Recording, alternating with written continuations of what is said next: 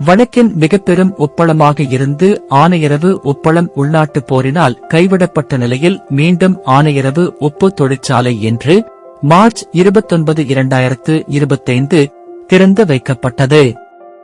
இந்த தொழிற்சாலை மூலம் 1 மணி நேரத்திற்கு சுமார் 5 மெட்ரிக் டன் உப்பு உற்பத்தி செய்யப்படுவதாக தேசிய உப்பு நிறுவனத்தின் தலைவர் கயான் வெல்லால தெரிவித்தார்.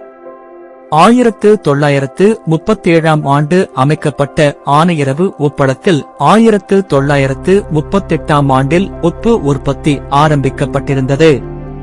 அதனடிப்படையில் ஏறத்தாழ 9 தசாப்த பாரம்பரியம் மிக்க ஆனையரவு உப்பளத்தின் செயற்பாடுகள் இன்று முதல் மீள ஆரம்பிக்கப்பட்டுள்ளன.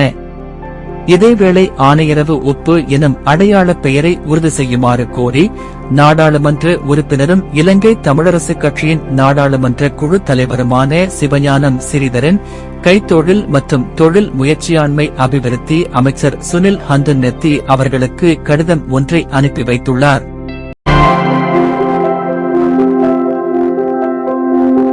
மேலதிக தகவல்களை அறிந்து கொள்ள CNX தமிழ் Facebook செய்தி பக்கத்தை பார்வையிடவும்.